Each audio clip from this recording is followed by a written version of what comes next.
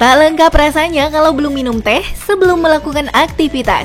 Selain menghangatkan, minum teh di pagi hari tentu sudah menjadi rutinitas. Pemirsa, teh mana yang sering Anda minum? Teh hitam atau teh hijau? Kedua teh ini sama-sama memiliki manfaat baik bagi kesehatan loh. Tapi katanya teh hijau lebih sehat daripada teh hitam. Bener nggak ya? Jangan cuma katanya, tapi cari tahu juga faktanya. Akan ada Dr. Wawai Muli Arozal, spesialis farmakologi yang akan menjawabnya. Mengonsumsi makanan ataupun minuman yang mengandung antioksidan tinggi memang penting. Apalagi di masa pandemi seperti saat ini, demi menjaga tubuh agar tetap sehat.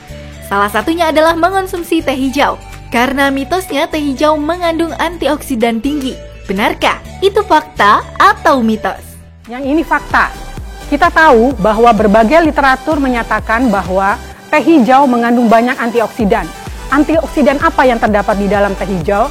Yang pertama adalah berbagai polifenol, kemudian epigalokatekin, dan juga teanin.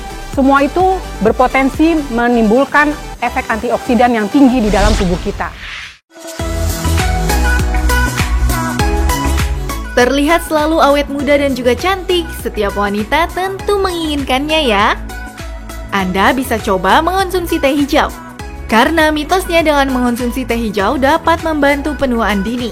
Benarkah? Yuk tanya lagi sama Dr. Wawai Muli, itu fakta atau mitos? Yang ini juga fakta. Kita tahu bahwa di dalam teh hijau terkandung banyak antioksidan. Salah satunya adalah polifenol, kemudian katekin, dan teanin yang semuanya itu bersifat menetralisir radikal bebas. Di mana radikal bebas yang berlebih akan menyebabkan penuaan. Dan ini bisa diatasi atau dikurangi dengan konsumsi teh hijau secara teratur. Penderita diabetes menjadi salah satu yang rentan terpapar virus corona. Selain rutin mengonsumsi makanan sehat, penderita diabetes juga diharuskan untuk rutin mengecek kadar gulanya. Mitosnya mengonsumsi teh hijau dapat menurunkan risiko diabetes. Itu fakta atau mitos? Yang ini juga fakta. Hal ini dapat dijelaskan karena berbagai kandungan zat aktif yang terdapat di dalam teh hijau mampu membuat glukosa itu masuk ke dalam sel sehingga berakibat dapat menurunkan kadar gula di dalam tubuh kita. Penyakit kardiovaskuler terjadi akibat adanya gangguan pada jantung dan pembuluh darah. Penyakit ini juga menjadi penyakit yang menyebabkan kematian. Mitosnya mengonsumsi teh hijau mengurangi risiko penyakit kardiovaskuler.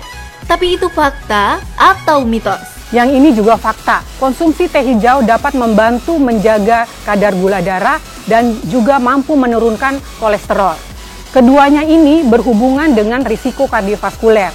Sehingga bila pasien misalnya menderita gula darah yang tinggi maupun ketidakseimbangan lemak darah, dapat dibantu dengan konsumsi teh hijau secara teratur.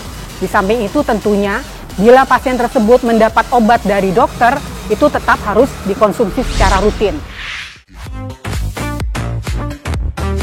Fakta mitos selanjutnya, konsumsi teh hijau dipercaya dapat menyehatkan kulit. Benarkah?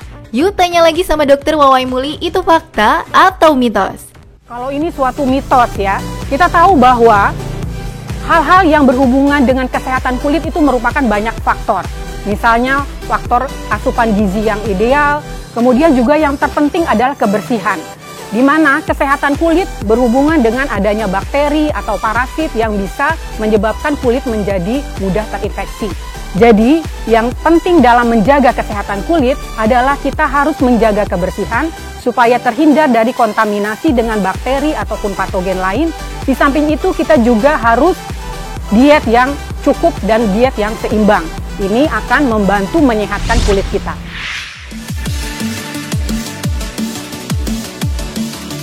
Memiliki berat badan berlebih tentu dapat menurunkan rasa percaya diri. Mengubah pola hidup menjadi lebih sehat tentu harus dilakukan. Selain itu, Anda juga bisa mengonsumsi teh hijau. Karena mitosnya, teh hijau bagus dikonsumsi untuk diet. Itu fakta atau mitos? Yang ini juga fakta. Banyak bukti yang menunjukkan bahwa orang-orang yang secara teratur mengkonsumsi teh hijau, berat badannya menjadi berat badan yang ideal. Tetapi yang harus diingat adalah tidak hanya dengan mengkonsumsi teh hijau, tetapi juga kita harus menyeimbangkan gizi kita. Artinya seimbang dalam karbohidrat, seimbang dalam protein, maupun seimbang dalam lemak. Artinya, di samping kita mengkonsumsi teh hijau secara teratur, bagaimana kita menjaga berat badan yang ideal, kita juga harus dengan cara konsumsi diet yang adekuat serta olahraga yang teratur. Stres dipercaya menjadi salah satu penyebab turunnya imunitas tubuh. Oleh karenanya, di masa pandemi ini penting untuk menghindari stres agar imunitas tubuh tetap terjaga. Mitosnya konsumsi teh hijau membantu menurunkan stres. Benarkah? Itu fakta atau mitos ya? Yang ini fakta.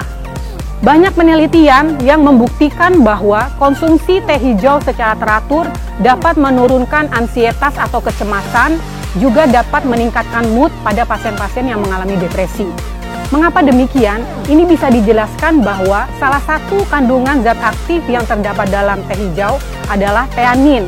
Dia akan menyebabkan relaksasi, kemudian akan menurunkan kecemasan yang berlebihan. Bagi Anda yang memiliki kolesterol tinggi, tentu harus membatasi makanan yang akan dikonsumsi ya, seperti makanan cepat saji, jeroan, dan juga daging bebek.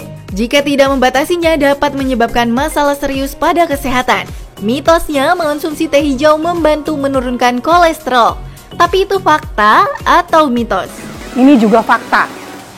Banyak sekali bukti yang menunjukkan baik studi pada hewan maupun studi pada manusia yang menyatakan bahwa konsumsi teh hijau secara teratur dapat membantu menurunkan kolesterol. Kolesterol dalam hal ini adalah kolesterol jahat atau LDL.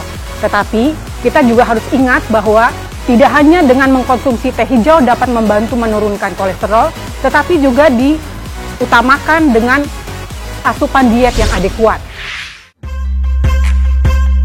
Kanker masih menjadi salah satu penyakit yang menakutkan.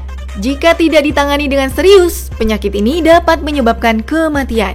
Mitosnya mengonsumsi teh hijau dipercaya dapat menurunkan risiko kanker. Tapi itu fakta atau mitos? Kalau yang ini suatu mitos. Tidak ada hubungannya antara konsumsi teh hijau dengan menghambat pertumbuhan sel kanker. Pertumbuhan sel kanker dapat dihambat dengan obat-obat anti kanker atau terapi modalitas lain, misalnya penyinaran dan sebagainya. Jadi sampai saat ini belum ada bukti yang menyatakan bahwa teh hijau dapat menghambat pertumbuhan sel kanker. Fakta mitos selanjutnya, teh hijau dipercaya lebih sehat daripada teh hitam. Benarkah? Yuk tanya sama Dr. Wawai Muli, itu fakta atau mitos? Ini suatu fakta. Kita tahu bahwa ada perbedaan antara kandungan yang terdapat di dalam teh hijau dengan teh hitam. Di dalam teh hijau jauh lebih banyak antioksidannya, dalam hal ini polifenol dan katekin, di mana polifenol dan katekin tersebut sangat bermanfaat bagi kesehatan kita. Sedangkan teh hitam, meskipun juga terkandung di dalamnya antioksidan, tetapi ada zat yang namanya kafein yang pada orang-orang tertentu, misalnya dia punya gangguan irama jantung, justru akan menyebabkan lebih berbahaya. Supaya mendapatkan manfaat bagi kesehatan, jangan asal dalam membuat teh hijau. Yuk simak dulu tips berikut ini. Berikut adalah tips-tips bagaimana kita mengkonsumsi teh hijau yang sehat. Yang pertama, kita harus memilih teh hijau dengan kualitas yang baik. Dalam hal ini, tidak tercemar dengan jamur misalnya, atau tidak mengandung berbagai zat pewarna atau zat pengawet. Yang kedua, kita harus pastikan bahwa sebaiknya teh hijau tidak dikonsumsi oleh ibu hamil maupun orang-orang yang mengkonsumsi obat-obat pengencer darah. Mengapa demikian? Karena bila orang tersebut mengkonsumsi obat-obat pengencer darah, dapat menyebabkan perdarahan pada pasien tersebut. Yang ketiga, bagaimana kita sebaiknya mengkonsumsi teh hijau? Secara umum, dosis yang aman dalam mengkonsumsi teh hijau adalah sekitar 2-3 gelas per hari. Upayakan dalam kondisi hangat, tidak dengan air mendidih, dan kalau bisa jangan dicampur dengan gula. Terutama pada pasien-pasien dengan diabetes, gula tersebut akan menyebabkan peningkatan kadar gula di dalam darah.